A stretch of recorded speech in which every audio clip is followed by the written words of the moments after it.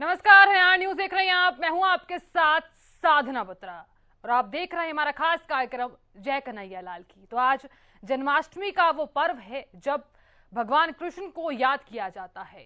तमाम सखियां आज भगवान श्री कृष्ण को याद कर रही हैं, तो मंदिरों में भी काफी भीड़ देखने को मिली है। आज जन्माष्टमी के पर्व पर हमारे साथ खास मेहमान पंडित आचार्य धनंजय जुड़ गए हैं। धनंजय जी, बहुत स्वागत आपका। धन्यवाद।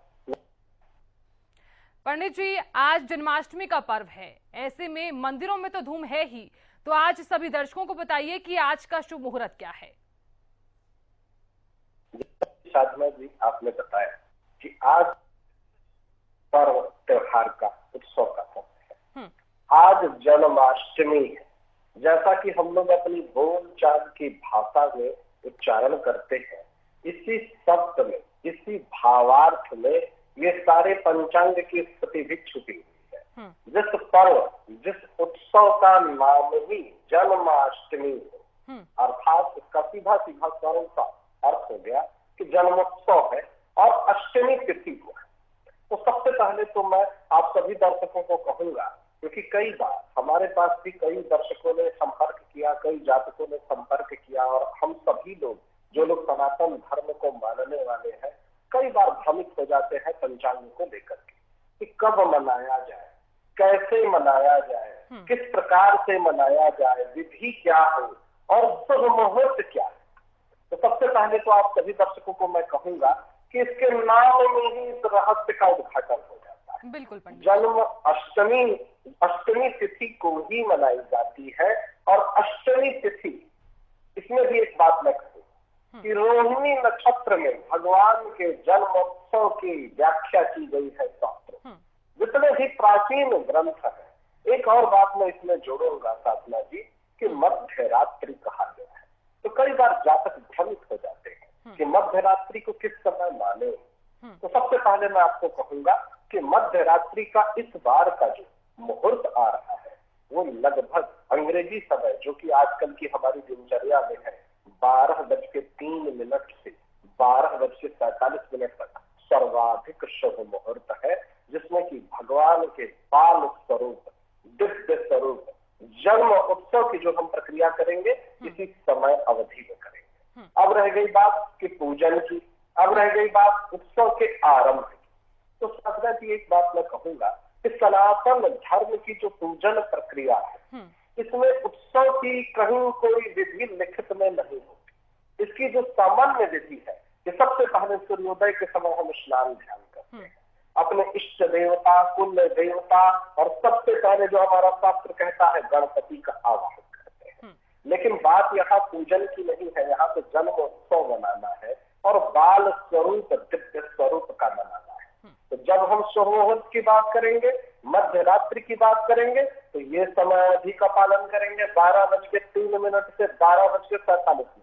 लेकिन जब हम पूजन की बात करेंगे तो पूरा दिन, पूरी रात्रि, ये जितनी भी समय की अवधि है, क्योंकि ये कोई तंत्र मंत्र या ज्योतिष या कर्मकांड का विषय नहीं है, ये तो जन्म का उत्सव है और ये तो महीने महीने धूमधाम से मनाया जाता है।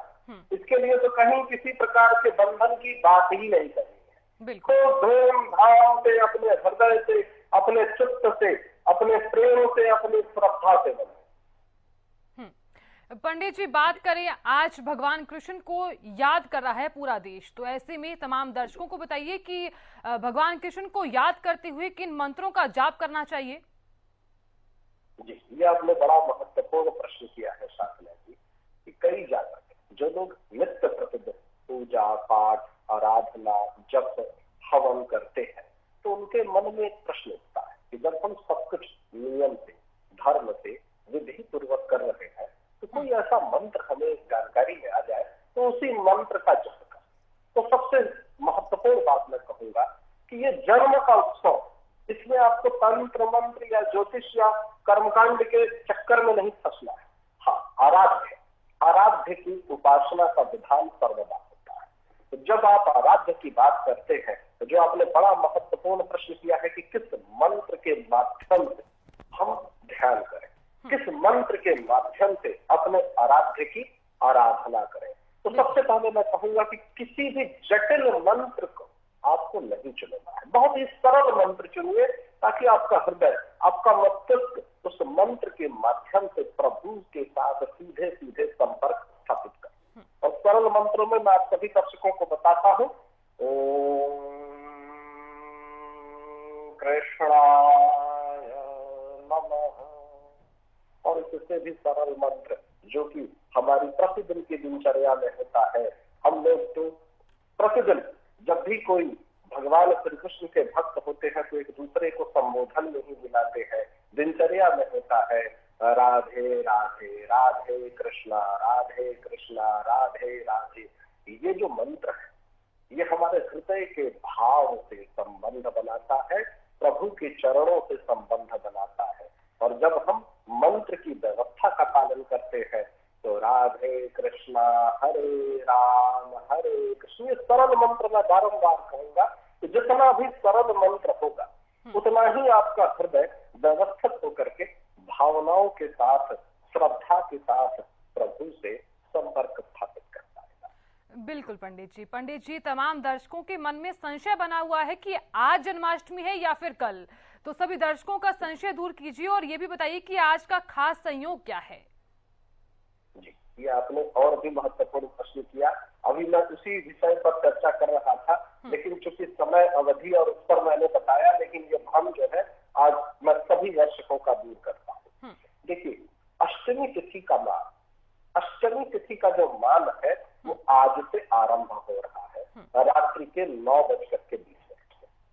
अब समस्या क्या आ रही है कि कल 10:59 अर्थात 11 बजे रात्रि तक अष्टमी तिथि समाप्त हो जाए। लेकिन जब जन्मोत्सव के विवरण की शास्त्रों में व्याख्या हम लोग देखते हैं तो मध्य रात्रि है, रोहिणी नक्षत्र है। तो इसमें जब हम चर्चा करते हैं कि किस प्रकार से कैसे व्यवस्थित करें, और उदया तिथि का मान होता है, उदया तिथि के मान के अनुसार, और जब हम नक्षत्र की चर्चा करते हैं तब ये शुक्रवार के दिन माना चाहिए, शुक्रवार के दिन। और जब आपने जैसे आरंभ में ही चर्चा की कि शुभ मुहूर्त क्या है, तो बाल अवस्था जिस समय जन्म होता है, जन्म के बाद की वो प्रक्रिया है, तो वो मध्य रात्रि में अंग्रेजी समय के अनुसार 12:03 से 12:47 का जो समय है वो सर्वाधिक शुभ है। और शुक्रवार के दिन मध्य रात्रि में ये उत्सव, यदि आप नियम धर्म अनुशासन के उसका पालन करते हैं। लेकिन एक बात मैं फिर जोड़ूंगा, जैसा कि मैंने आरंभ में भी कहा कि जन्मोत्सव का जो विधान है, वृंदावन देख लीजिए, मथुरा देख लीजिए, महीनों में मनाया जाता है। और अब मुझे ये कहने में तनिक भी संकोच नहीं है कि पहले तो केवल हम देश की बात कर लें या एक क्षेत्र की बात कर लें, अब तो पूरी दुनिया में लोग धूमधाम से मनाते हैं, पूरी दुनिया से लोग आते हैं। और वृंदावन हो या भारत का कोना कोना हो, लेकिन अब तो इससे भी नहीं कहूंगा, अब तो कहूंगा पूरी पृथ्वी पर दुनिया के हर देश में भगवान श्री कृष्ण के अनुयायी, भगवान श्री कृष्ण को मानने वाले लोग अपने अपने क्षेत्र में धूमधाम से ये उत्सव मनाते हैं। इसमें समय का कोई बंधन नहीं है, तिथि का कोई बंधन नहीं है। लेकिन जब आप कहते हैं कि धर्म के लिए प्रमाण होते हैं ग्रंथ, तो ग्रंथों में जो उल्लेख मिलता है अष्टमी तिथि, रोहिणी नक्षत्र और मध्य रात्रि, और जिसका चुनाव बड़ा ही सरल है सनातन धर्म में। अक्सर हम लोग देखते हैं साधना जी कि हम लोग भ्रमित हो जाते हैं, कई ऐसे त्योहार होते हैं जो 2-2 दिन होते हैं, इसमें भ्रमित नहीं होना है। अष्टमी तिथि उदया में शुक्रवार के दिन होगी और मध्य रात्रि ठीक 12:03 से ये उत्सव आरंभ हो जाएगा। बिल्कुल पंडित जी, हालांकि जन्माष्टमी के पर्व पर अबूझ मुहूर्त है, लेकिन फिर भी जिक्र कर लेते हैं कि राहु काल कब है, क्योंकि राहु काल का जो जिक्र है वो करना ज्यादा जरूरी हो जाता है।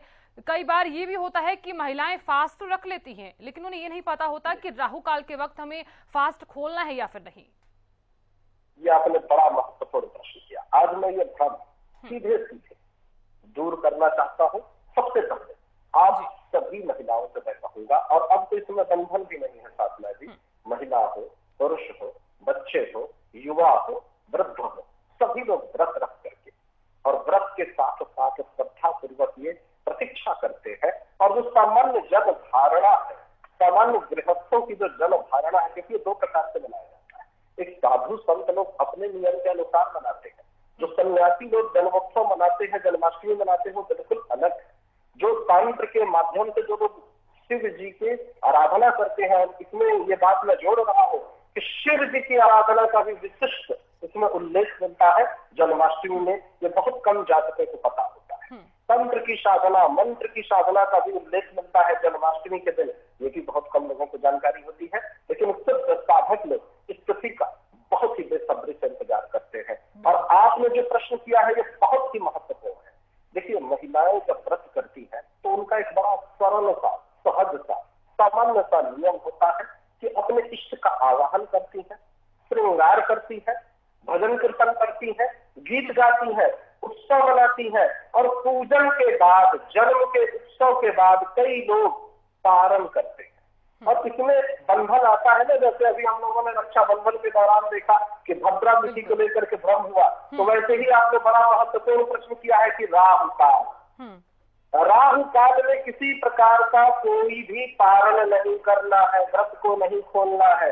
व्रत के खोलने की जो प्रक्रिया होगी प्रातः काल 5:02 के बाद से, प्रातः काल 5:02 के बाद से आप पारण कर सकते हैं। अपने व्रत को पूर्ण मान करके आप फलाहार कर सकते हैं, जल ले सकते हैं। इस बीच में कोई भी मुहूर्त शुभ नहीं है, क्योंकि पंचांग बड़ा ही महत्वपूर्ण अंग होता है साधना जी किसी भी पूजन प्रक्रिया का।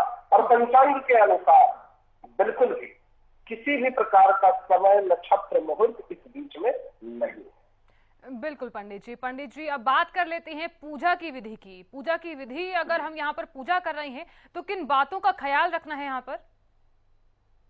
ये बड़ा महत्वपूर्ण आपने प्रश्न किया है। देखिए, सबसे पहले मैं आप सभी दर्शकों को कहूंगा कि दो महत्वपूर्ण विधियां जिसकी मैं अक्सर चर्चा करता हूँ, पंचोपचार और षोडशोपचार। ये जो पंचोपचार, षोडशोपचार पूजन की विधि है, सनातन धर्म में प्राचीन काल से चली आई और बड़ा ही सरल है पूजन की विधि। सनातन धर्म से सरल कहीं कोई विधि नहीं हो सकती। हम कैसे पूजन करते हैं, बड़े ही संक्षिप्त में मैं आप सभी दर्शकों को बताता हूँ। सबसे पहले अपने शरीर की शुद्धि, भूमि भवन की शुद्धि, जिस स्थान पर हमें पूजन का कार्यक्रम करना है उसकी साफ सफाई, उसको खूब स्वच्छता के साथ, निर्मलता के साथ साफ सफाई करना है। भगवान श्री कृष्ण जी के बाल स्वरूप में जिस जातक की जैसी परिस्थिति, मान लीजिए किसी के पास धन की कोई कमी नहीं तो वो स्वर्ण का प्रयोग कर सकते हैं, किसी के पास चांदी का, किसी के पास मिट्टी का हो। इसमें भ्रमित नहीं होना है कि अरे मेरे पास तो पैसा नहीं है, मैंने तो चांदी का नहीं बनाया। कई लोग अपना अपना श्रृंगार करते हैं, झूला लगाते हैं, बाल स्वरूप को खूब सुंदर से सजा करके बाल स्वरूप की दिव्य रूप में हमें आराधना करनी है। तो सबसे पहले श्रृंगार की सामग्री पुष्प है, मोर का पंख उन्हें बड़ा प्रिय है, माखन उनको बहुत ही प्रिय है।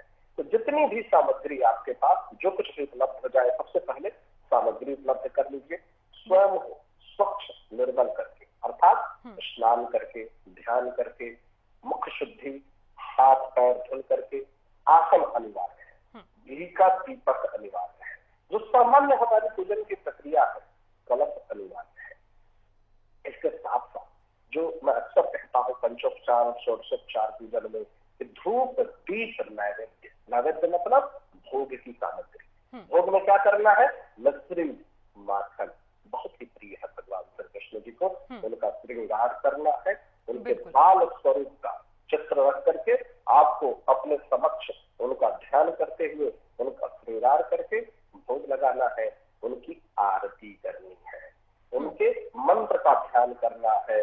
उनके मंत्र का कोई भी सरल मंत्र ध्यान कर लीजिए, और सरल से सरल मंत्र ओम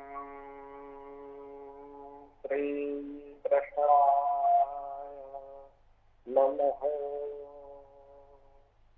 राधे कृष्ण राधे कृष्ण। जितनी भी आपके मन में भाव की स्थिति हो, जैसे कई जातक कहते हैं कि मैं 108 बार जपता हूँ रक्त चंदन की माला से, या फिर रुद्राक्ष की माला से, जिसकी जैसी स्थिति हो।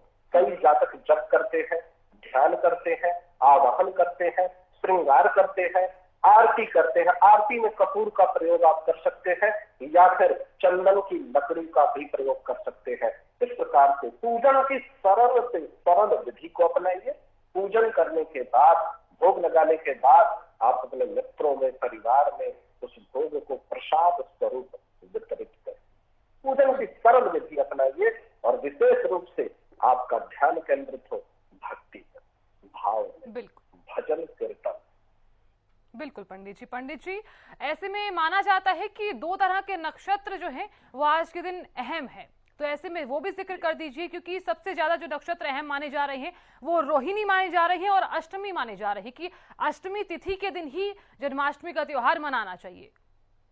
जी, ये आपने बड़ा महत्वपूर्ण बात कहा है। देखिए, शास्त्रों में जो जिक्र आता है अष्टमी का संभव है, अष्टमी तिथि के है, तभी तो इस त्योहार का नाम ही जन्माष्टमी। जन्माष्टमी जिस त्योहार का नाम है, तो इसका सीधा सीधा अभिप्राय है, इसका संबंध अष्टमी से है। कई बार क्या होता है, नक्षत्रों की गणना, जैसे आपने कहा ना रोहिणी नक्षत्र, रोहिणी नक्षत्र में चंद्रमा बहुत ही दिव्य माना गया है और यही कारण था कि भगवान श्री कृष्ण जी का दिव्य स्वरूप था, ऐसा दिव्य स्वरूप कि चर अचर जगत में जितने भी प्राणी थे उनके उस दिव्य स्वरूप से मोहित हो जाते थे। इतना दिव्य स्वरूप किसी भी अवतार को शास्त्रों में विद्वानों ने पूर्ण अवतार नहीं। ये मैं किसी अवतार के विरोध में कह रहा हूँ, ये प्रेम में कह रहा हूँ भगवान श्री कृष्ण के कि पूर्ण अवतार यदि कहा गया तो भगवान श्री कृष्ण जी को कहा गया। और रोहिणी नक्षत्र में ही इनके अवतरित होने की व्याख्या शास्त्रों में मिलती है। रोहिणी नक्षत्र का विशिष्ट महत्व है। रोहिणी नक्षत्र में चंद्रमा अपनी उच्च की स्थिति में होते हैं। ये ज्योतिषी संदर्भ है। आपने बड़ा विशेष प्रश्न किया है। ज्योतिष शास्त्र का सबसे अभिन्न अंग है पंचांग, और यही वजह है कि सनातन धर्म में कोई भी प्रक्रिया हम लोग करते हैं तो पंचांग के अनुसार करते हैं, क्योंकि सनातन धर्म बड़ा ही अनुशासित धर्म, और हमारे यहाँ अनुशासन पर विशेष महत्व दिया गया। जैसे आपने एक बड़ा महत्वपूर्ण प्रश्न किया था विधि में हमारे यहाँ मूल विधि यही है कि आप ब्रह्मचर्य के नियम का पालन करिए, शुद्ध सात्विक रूप से फलाहार ग्रहण करिए, आपका शयन भूमि पर शयन हो। व्रत में यदि आप अस्वस्थ हैं, बीमार हैं, आपका शरीर अनुमति नहीं देता है तो आप फलाहार जरूर करिए। बिल्कुल खाली पेट रह करके जोर जबरदस्ती करके अपने शरीर को यातना मत दीजिए। ये उत्सव का त्योहार, इसमें यातना मत दीजिए। और रह गई बात पंचांग की, तो रोहिणी नक्षत्र, देखिए आज का युग तो बड़ा ही सरल है। आप इंटरनेट के माध्यम से भी सर्च कर सकते हैं कि रोहिणी नक्षत्र कब है, अष्टमी कब से कब है। लेकिन जब समय अवधि आज की हमारी जीवन शैली में अंग्रेजी है, तो अंग्रेजी समय के अनुसार रात्रि के 9:20 से अष्टमी आरंभ हो जाएगी। अगले दिन 10 रात्रि के 10:59 अर्थात लगभग 11 बजे रात्रि तक अष्टमी तिथि मान्य है। लेकिन उदया तिथि में जब सूर्योदय हो रहा होता है साधना जी, और जिस तिथि का उदय होता है उसी को हम दिन भर रात्रि भर मान्य रखते हैं। और इसी नियम के अनुसार उदया तिथि के मान के अनुसार ये शुक्रवार के दिन मध्य रात्रि में 12:13 से 12:47 का जो समय होगा, बाल स्वरूप के दिव्य आराधना का अभिषेक का समय होगा। इसमें बिल्कुल भी भ्रमित होने की आवश्यकता नहीं है। और जैसा कि आपने साधना जी बताया कि अष्टमी का विशेष महत्व है, रोहिणी नक्षत्र का विशेष महत्व है, तो इन 2 तथ्यों पर ही आधारित होकर के, और दूसरा उदया तिथि।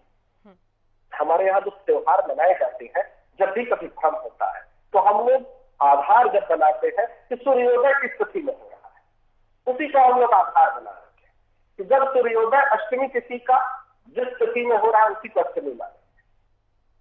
तो उस आधार पर हमें इस त्योहार को धूमधाम से मनाना है। और फिर भी मैं आप सभी दर्शकों से कहूंगा कि आपको बहुत ज्यादा पंचांग के चक्कर में, ज्योतिष शास्त्र के चक्कर में नहीं पड़ना है। अपने इष्ट का जन्मोत्सव मनाना है तो धूमधाम से मनाइए और पूरे के पूरे महीने मनाइए। हमारे यहाँ तो पूरा का पूरा 1.25 महीना मनाने का विधान है, तो इसमें किसी भ्रम में नहीं पड़ना, क्योंकि आज हम सब गृहस्थ हैं। हमें कोई तंत्र मंत्र साधना नहीं करनी है, हमें उत्सव मनाना है। जब उत्सव मनाना है तो उसमें कोई किसी नक्षत्र मुहूर्त की आवश्यकता बिल्कुल नहीं है। धूमधाम से उत्सव मनाइए, नाचिए गाइए, खूब जम करके नाचिए, भगवान श्री कृष्ण जी का उत्सव मनाइए। पंडित जी, बात कर लेते हैं राशि की। तो क्या आज के दिन का कहा जाता है कि राशि पर भी कुछ प्रभाव पड़ता है, कि कुछ ऐसी राशियां भी होती है जो अगर कोई काम शुभ काम करना चाहती हैं तो शुभ काम वो आसानी से कर सकते हैं। ये भी माना जाता है कि अगर राशि के हिसाब से आज का दिन अच्छा है तो ये भी कहा जाता है कि कुछ राशियों के लिए ऐसा भी माना जाता है कि अगर आप कोई शुभ कार्य कर रहे हैं तो आप ना करें। आपने बड़ा महत्वपूर्ण प्रश्न किया है। सबसे महत्वपूर्ण बात जो इस त्योहार के साथ जुड़ा हुआ है, बाल गोपाल, संतान गोपाल की उपासना का विधान। कई ऐसे जातक होते हैं जिनको संतान से संबंधित बड़ी ही पीड़ाओं से गुजरना पड़ता है, संतान का सुख नहीं होता। ज्योतिष शास्त्र में आज के दिन का विशेष उल्लेख है। जिन जिन जातकों को, जिन जिन गृहस्थों को संतान से संबंधित किसी भी प्रकार का कष्ट, कोई भी परेशानी, किसी भी प्रकार की विघ्न, बाधा, कष्ट, परेशानी उनको पीड़ित कर रही है, तो बाल गोपाल के दिव्य स्वरूप का आराधना करिए और उनको मिश्री का, मक्खन का भोग लगाइए।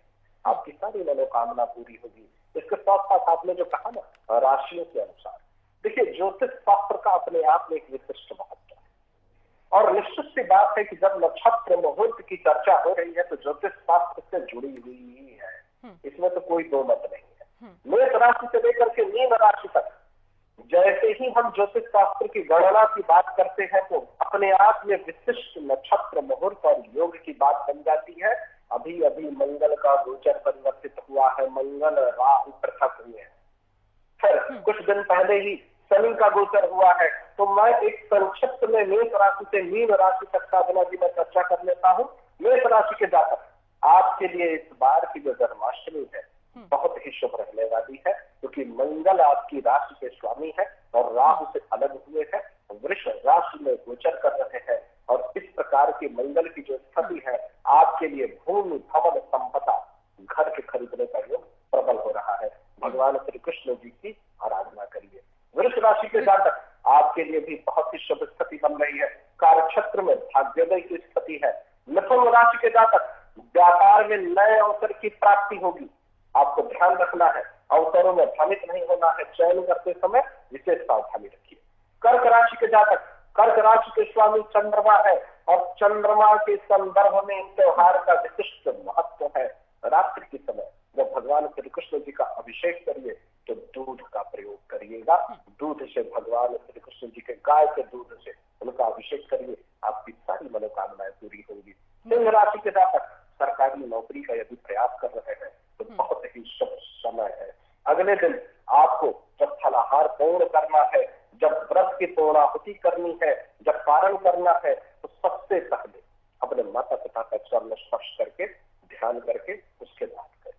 कन्या राशि के जातक, आपकी राशि के स्वामी बुध ग्रह है। आपको अपने कार्यक्षेत्र पर विशेष रूप से ध्यान देना है। इस समय आप भ्रमित है और भटक रहे हैं। गणपति की आराधना करके ही व्रत की प्रक्रिया का पालन करें। तुला राशि के जातक, धन, वैभव, लक्ष्मी की प्राप्ति का प्रबल योग है। स्त्रियों का सम्मान करिए, आपकी मनोकामना पूरी होने वाली है। वृश्चिक राशि के जातक, मंगल आपकी राशि के स्वामी है। झगड़े से बचिए, अपने आप को शीतलता से युक्त करिए, शांति के साथ निर्णय लीजिए, निश्चित रूप से आप सफल होंगे। धनु राशि के जातक, ज्ञान विज्ञान का इस्तेमाल, बुद्धि का इस्तेमाल कार्य क्षेत्र में करिए, सारे भ्रम दूर कीजिए, निश्चित रूप से सफलता आपको प्राप्त होगी। मकर राशि के जातक, आपकी राशि के स्वामी शनि देव है। वृद्ध व्यक्ति का सम्मान करिए, कार्य क्षेत्र में सफलता निश्चित रूप से प्राप्त होगी। कुंभ राशि के जातक, आपकी राशि के स्वामी शनि देव है। आपको एक छोटा सा उपाय करना है, पीपल के वृक्ष में जल देना है, भगवान श्री कृष्ण जी के दिव्य स्वरूप का ध्यान करना है, सारी मनोकामनाएं पूरी होंगी। और अंतिम राशि मीन राशि के जातक, आपकी राशि के स्वामी देव गुरु बृहस्पति है। किसी मंदिर या तीर्थ स्थान पे खाद्य सामग्री का दान करिए, आपकी सारी मनोकामनाएं पूरी। बिल्कुल पंडित जी, संतान प्राप्ति के लिए जो जातक लगातार प्रयास कर रहे हैं वो भगवान श्री कृष्ण को कैसे खुश करेंगे? ये बड़ा ही महत्वपूर्ण प्रश्न है साधना जी। इस त्योहार का यदि ज्योतिष शास्त्र के संदर्भ जो एक अद्भुत प्रयोग के रूप में जो मैं मानता हूँ, इस त्योहार को उन सभी जातकों के वरदान के समान, सिद्धि के समान मैं मानता हूं कि आपके लिए इस त्योहार को एक एक पल का आपके लिए ये वरदान के समान है। आपको करना क्या है? छोटे छोटे बच्चों का सम्मान करिए, छोटे छोटे बच्चों का श्रृंगार करिए, उनकी सेवा करिए। जैसे हम लोग नवरात्रि में कन्याओं की पूजन करते हैं ना, ठीक उसी प्रकार से भगवान श्री कृष्ण का दिव्य स्वरूप मान करके छोटे छोटे बच्चों की सेवा करनी है। आपको भगवान को माखन मिश्री का भोग लगाना है, और जो बाल गोपाल की जो खिलौने होते हैं, झूला होता है, ये सारी चीजों ठीक उसी प्रकार से आवाहन करना है कि हे प्रभु हमारे घर में विराज, हमारे घर में विराज।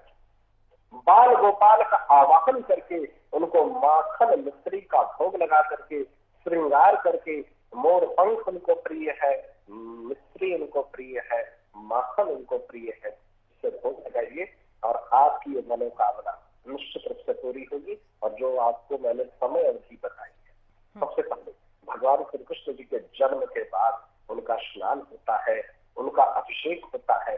अभिषेक को गाय के दूध से या दही से या फिर घी से करिए, जैसी आपकी जो भी क्षमता हो इस अनुसार से करिए। और अभिषेक के बाद उनका श्रृंगार करिए, श्रृंगार के बाद उनका आवाहन करिए कि आपके घर में बाल स्वरूप उनका विराजमान हो जाए। ऐसी मनोकामना करिए, आपकी सारी मनोकामनाएं भगवान की कृपा से निश्चित रूप से पूरी। बिल्कुल पंडित जी बात कर लेते हैं भगवान श्री कृष्ण की नगरी में किस दिन मनाई जाएगी जन्माष्टमी? ये आपने बड़ा महत्वपूर्ण प्रश्न किया है। वहां तो कोई सीमा ही नहीं है, वहां तो सदैव उत्सव का माहौल रहता है।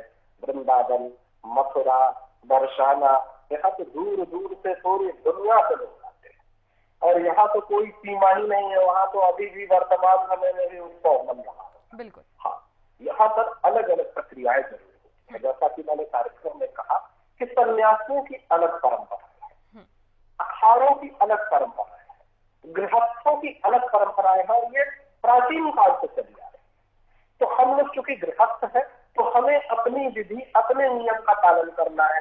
जिन लोगों ने संन्यास धारण कर रखा है तो उनकी अपनी परंपरा है, वो अपनी परंपरा का पालन करेंगे। तो इसीलिए 2 दिन बड़ा महत्वपूर्ण माना गया है, आज का दिन और कल का। जन्मोत्सव की 2 दिनों की ये प्रक्रियाएं होंगी। लेकिन जब हम गृहस्थों की बात करेंगे तो हम लोग शुक्रवार के दिन अपने व्रत की प्रक्रिया को करेंगे, और अगले दिन सूर्योदय के आसपास 5:02 के बाद हम पारण की प्रक्रिया को पूरी करेंगे। इसमें कहीं भी भ्रमित नहीं होना है कि वृंदावन में अलग, बरसाना में अलग, मथुरा में अलग, ये हो सकता है। इसके लिए भ्रमित नहीं होना है, इसमें अलग अलग प्रक्रियाएं होती हैं। बिल्कुल पंडित जी ये भी बताइए सभी दर्शकों को, अगर धन लाभ के लिए लगातार उपाय करना चाह रहे हैं वो, लेकिन फिर भी कोई काम नहीं बन पाता है, या फिर नौकरी की बात करें तो नौकरी में भी तरक्की नहीं हो रही है, तो ऐसे में वो जातक क्या कुछ करें?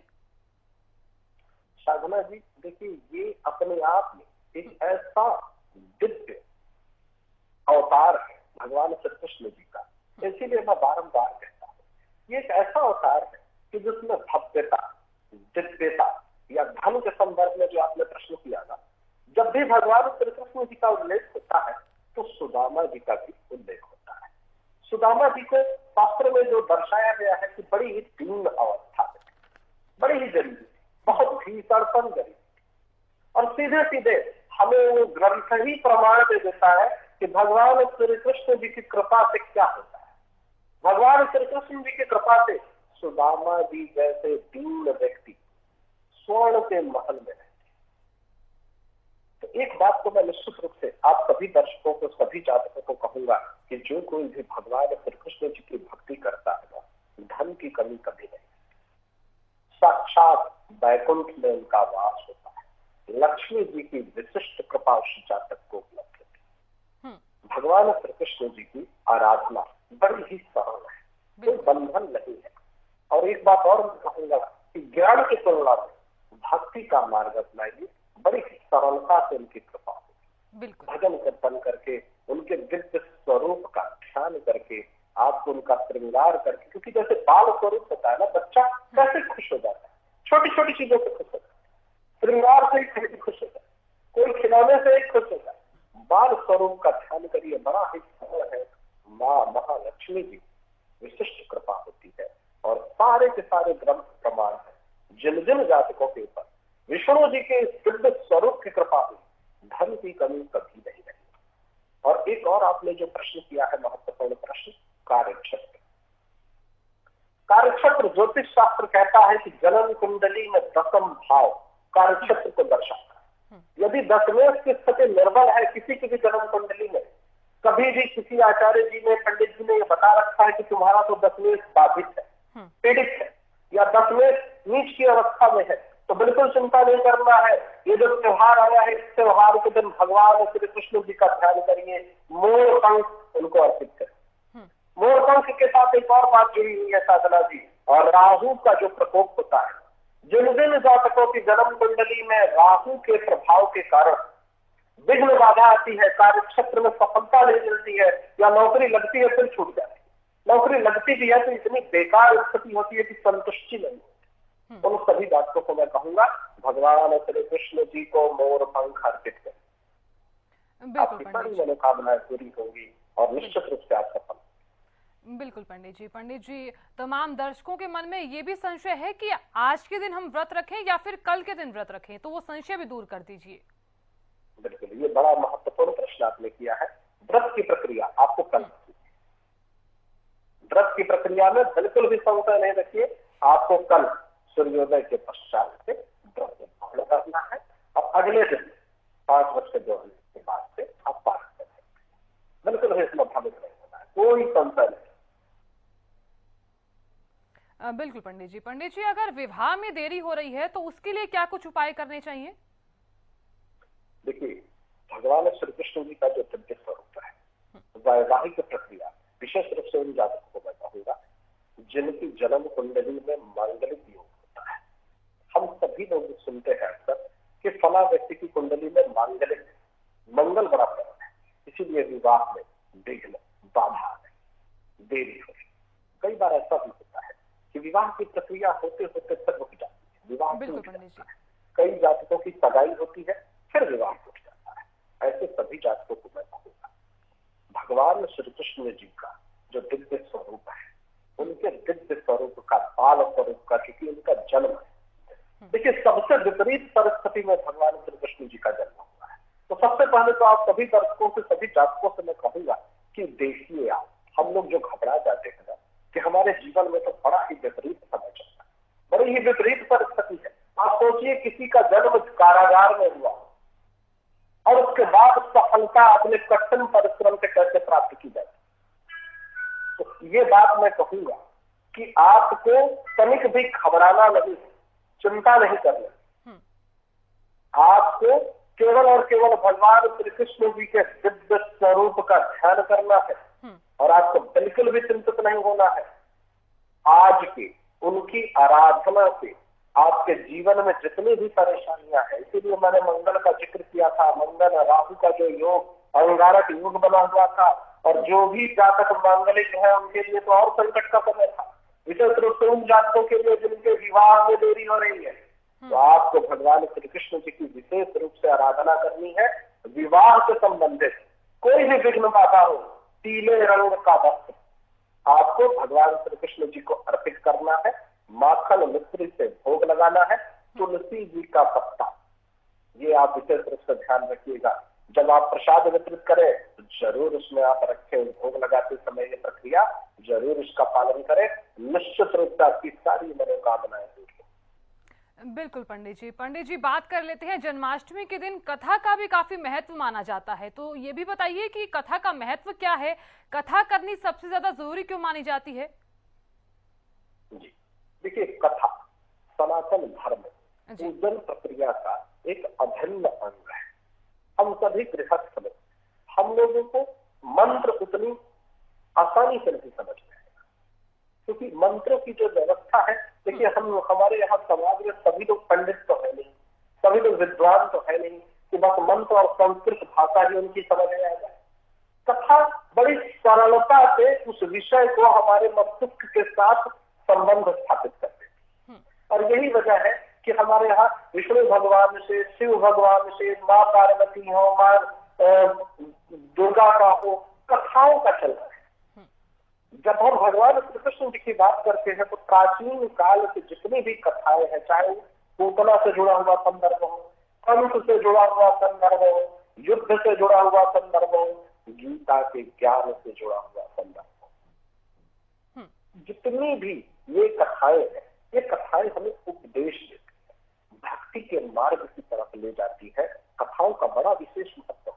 और जब भी हम व्रत करते हैं, जब भी हम पूजा पाठ करते हैं, तो हमें विशेष रूप से इस बात का ध्यान रखना चाहिए, अच्छी अच्छी पुस्तकों का अध्ययन करना चाहिए, कथाओं को सुनना चाहिए, भजन कीर्तन करना चाहिए। इससे हमारे ज्ञान की वृद्धि होती है और सद्विचार, शुभ विचार मस्तिष्क में हमको प्रेरणा देते हैं। कथाओं से चित्त शुद्ध होता है, स्थिर होता है, शांति होती है। बिल्कुल पंडित जी बात कर लेते हैं। ऐसा भी माना जाता है कि भगवान श्री कृष्ण का अगर जन्म है तो उस दिन नई मूर्ति भी आप लगा सकते हैं। तो नई मूर्ति लगाते वक्त किन बातों का ख्याल रखना चाहिए? साथ ही ये भी बताइए कि श्रृंगार करते वक्त कौन से कलर के जो कपड़े हैं या फिर यूं कहें कि वस्त्र धारण करने चाहिए भगवान श्री कृष्ण को? आपने बड़ा ही महत्वपूर्ण प्रश्न किया है। इसको लेकर के अक्सर जातक भ्रमित होते हैं। देखिए, सबसे पहले तो आप सभी दर्शकों का मैं भ्रम दूर करना चाहता हूँ। कई बार जातक मुझसे पूछते हैं कि जो पुरानी वाली मूर्ति थी वही रखें या उसका विसर्जन कर दें, नई मूर्ति ही लाना अनिवार्य है। देखिए, यदि आपके पास मूर्ति धातु की है, पीतल की है, तांबे की है, अलग अलग कई प्रकार की धातुएं हैं, पंच धातु, अष्ट धातु, चांदी की है, सोने की है, तो बदलना अनिवार्य नहीं है। बिल्कुल भी अनिवार्य नहीं है, बिल्कुल भी भ्रमित नहीं। यदि मिट्टी की मूर्ति है और आपको लगता है कि इस बार में परिस्थितियां ऐसी हैं कि मैं दूसरी नहीं ला पाऊंगा, तो आप उसको धुल करके स्वच्छता पूर्वक फिर से श्रृंगार करके, फिर से आवाहन करके, फिर से उनको व्यवस्थित करके उनका पूजन कर सकते हैं। शुद्ध तरीका तो यही है कि आप बिल्कुल अलग से, बिल्कुल अलग कोई चित्र, बिल्कुल पवित्र शुद्ध, बिल्कुल अलग से सब कुछ व्यवस्थित करें। लेकिन यदि धातु की है तो शास्त्रों में धातुओं को शुद्ध माना है, उनमें किसी प्रकार के परिवर्तन करने की अनिवार्यता बिल्कुल नहीं है। ऐसा नहीं है कि आपने पिछली बार भी खरीदा था तो इस बार भी आपको नया ही खरीद के लाना पड़ेगा, ऐसा बिल्कुल भी नहीं है। हाँ, एक और आपने जो प्रश्न किया कि वस्त्र, रंग, देखिए इसका अलग अलग विधान है। जब हम विष्णु भगवान के दिव्य स्वरूप, इस दिव्य अवतार की चर्चा करते हैं, पीतांबर, श्वेतांबर, तो कुछ ऐसे दिव्य रंग हैं वो उनको बड़े ही प्रिय है। गुलाबी रंग, पीला रंग, ये आप उनको अर्पित कीजिए, आपकी सारी मनोकामनाएं पूरी होंगी। और छोटा सा वस्त्र, क्योंकि जो बाल स्वरूप है ना, तो उसमें ये बड़ा ही भव्य दिव्य आता है। जब आप छोटा सा ये वस्त्र उनको अर्पित करेंगे, हम लोग गृहस्थ हैं, हम क्या भगवान को अर्पित करेंगे, उन्हीं का दिया हुआ उन्हीं को समर्पित कर रहे हैं। ऐसी भावना से आप उनको अर्पित करिए, आपकी सारी मनोकामनाएं। बिल्कुल पंडित जी बात कर लेते हैं। अक्सर हमने देखा है कि जो महिलाएं हैं वो घर में लड्डू गोपाल की सेवा करती है। तो लड्डू गोपाल की सेवा करना सबसे ज्यादा अहम क्यों माना जाता है? अगर यहाँ पर लड्डू गोपाल की सेवा कर रही हैं तो उन्हें किन किन वस्त्र का धारण कर सकते हैं? देखिए, ये जो जब आप सेवा की बात करते हैं, जब आप साधना की बात करते हैं, और ये आपने बड़ा महत्वपूर्ण बात कही है कि कई ऐसी महिलाएं हैं जो नित्य प्रतिदिन भी ऐसा करती है। एक तो जन्माष्टमी का संदर्भ है, जन्माष्टमी के संदर्भ के अलावा भी करें तो जो उनको प्रिय है, पीले रंग का वस्त्र है, इसके अलावा कोई बाध्यता नहीं है। कई ऐसे जातक हैं कि राशियों के अनुसार, तिथियों के अनुसार करते हैं। तो मैं स्पष्ट कर देता हूं कि सोमवार का दिन हो तो सफेद रंग, श्वेत रंग का प्रयोग करें। यदि आप नित्य प्रतिदिन उनकी सेवा करते हैं, जैसा आपने चर्चा किया ना साधना जी की सेवा का भाव करते हैं, लड्डू गोपाल की लोग सेवा करते हैं, बिल्कुल कीजिए।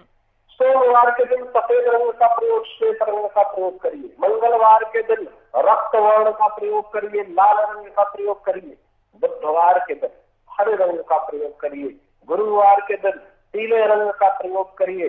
शुक्रवार के दिन हल्का सा पीला या फिर आपको गुलाबी रंग का प्रयोग करना चाहिए।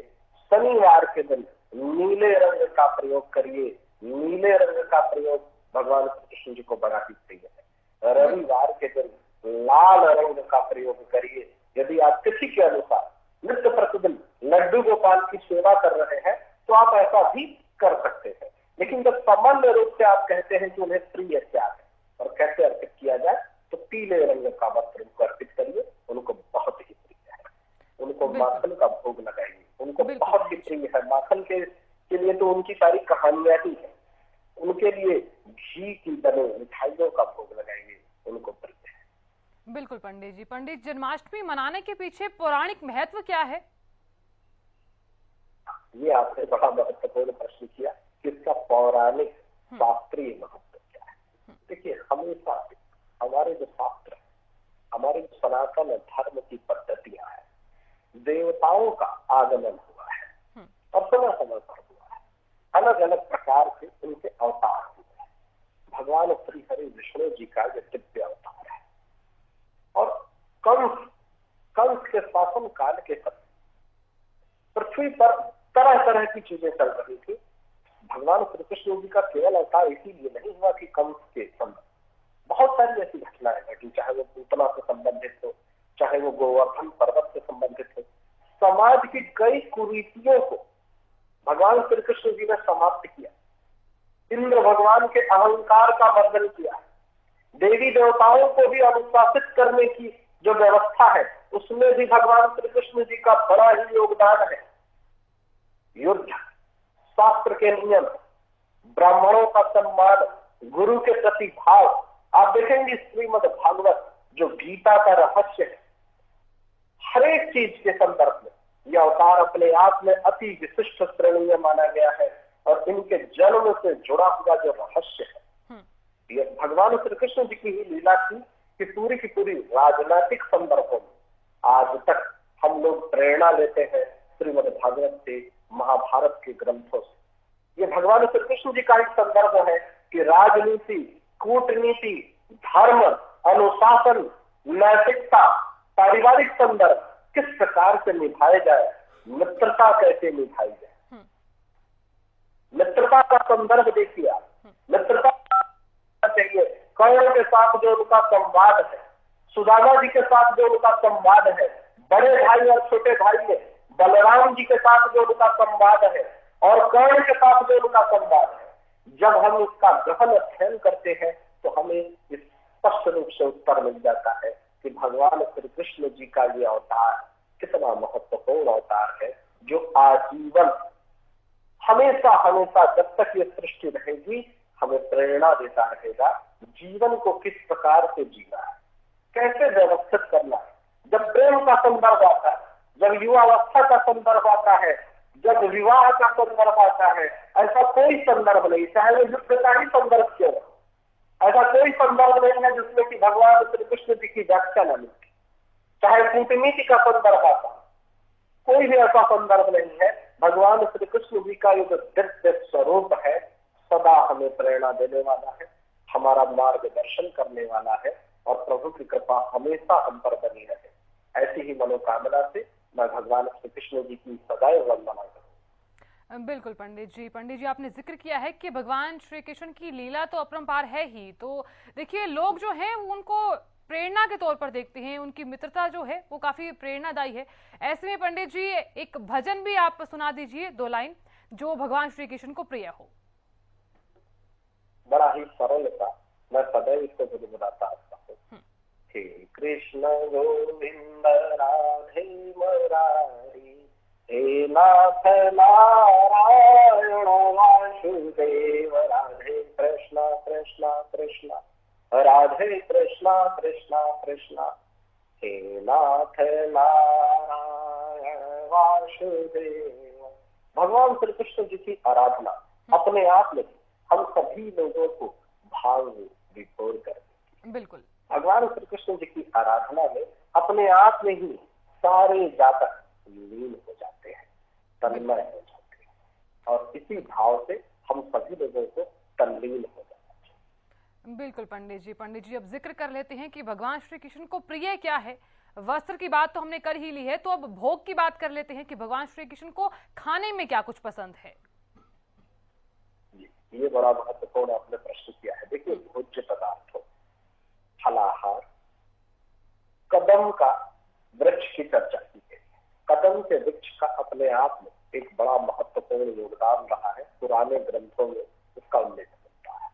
दूसरी बात मैं कहूंगा, दूध दही से निर्मित कोई भी किसी भी प्रकार की सामग्री, जैसे कि मिठाइयां या सीधे सीधे दूध, दही, घी, माखन तो उनको अति प्रिय है। माखन मिश्री अति प्रिय है। इसके अलावा भी जैसे कई जातक शौक से, प्रेम से चाहते हैं घी से बनी हुई मिठाई में भगवान को अर्पित करें। बिल्कुल भी भ्रमित नहीं होना। ये मन में लाना ही नहीं है भाव कि क्या ये गलत तो नहीं हो रहा है, बिल्कुल नहीं हो रहा है। बिल्कुल। मिठाइयों का भोग लगाने का प्राचीन काल से परंपरा रहा है और ये विधान है। मिठाइयों में कोई भी भ्रम नहीं रखना है। फलाहार में फल के आहार को सर्वदा स्वीकृत माना गया है। कोई भी फल आप इनको अर्पित कर सकते हैं, इसमें कोई निषेध नहीं। निषेध बिल्कुल भी नहीं है कि ये फल चढ़ाएं कि ना चढ़ाएं, ये फल इनको अर्पित होता है कि नहीं होता है, ऐसा कहीं से भी कोई भी विरोध है ही नहीं। यही तो इनकी कृपा कि फल से, नैवेद्य से, मिठाई से आप किसी भी प्रकार से भोग लगा सकते हैं। कुछ न हो तो दूध से लगा दीजिए, दही से। इनको भोग लगाने की प्रक्रिया बड़ी ही सरल है। बाल स्वरूप में उनके मुख से स्पर्श करा के, सिर्फ जूठा करा के प्रसाद स्वरूप अपने घर में, परिवार में, समाज में, मित्रों में उसका वितरण करें। हर व्यक्ति के ऊपर भगवान श्री कृष्ण जी की कृपा। पंडित जी बात कर लेते हैं अब बांसुरी की। भगवान श्री कृष्ण को बहुत प्रिय है और ऐसा भी माना जाता है कि कुंवारी महिलाएं हों या फिर कुंवारी जो लड़कियां हैं, वो अगर भगवान श्री कृष्ण को बांसुरी के रूप में उपहार देती हैं तो सबसे अहम माना जाता है। ये आपने बड़ी महत्वपूर्ण बात कही।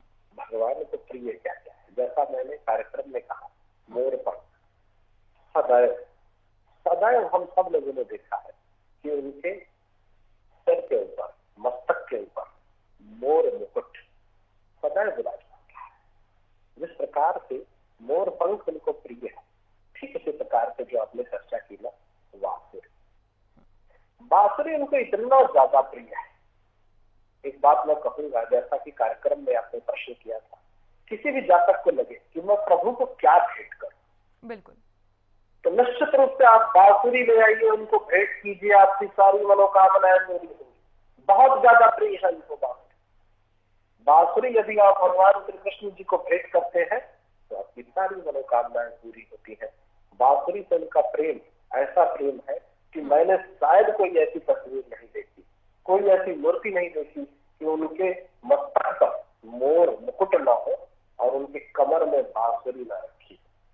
जिस प्रकार से भगवान विष्णु जी का दिव्य स्वरूप बिना सुदर्शन चक्र के पूरा नहीं होता।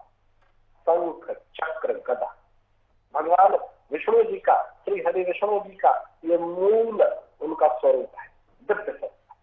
ठीक इसी प्रकार से बांसुरी के बिना भगवान श्री कृष्ण जी अधूरे हैं। बिल्कुल पंडित जी अगर बात कर लेते हैं, क्योंकि अक्सर हमने ये भी देखा है कि महिलाएं जो हैं वो इस बात से भी चिंतित रहती हैं कि हमारी आर्थिक स्थिति सही नहीं है। अगर यहाँ पर आर्थिक स्थिति अगर सही करनी हो, उसके लिए कोई उपाय बताइए तमाम महिलाओं को। देखिए, धन वैभव, मान सम्मान, हम जो कुछ भी काम करते हैं तो हमारे मन में एक सामान्य गृहस्थ के रूप में ये लालसा होती है कि मेरा लाभ, वो भी यश में, वो भी सम्मान में, और अंततः धन के प्रति भी लालसा रहती है, क्योंकि बिना धन के तो हम पूजा पाठ भी नहीं कर पाएंगे, बिना धन के तो हम भगवान का भोग भी नहीं लगा पाएंगे, बिना धन के हम कैसे कोई काम कर पाएंगे। बिल्कुल, धन तो अनिवार्य हिस्सा है। आज के इस भौतिक युग में बिना धन के तो आप व्रत भी नहीं कर सकते, फलाहार कैसे करेंगे।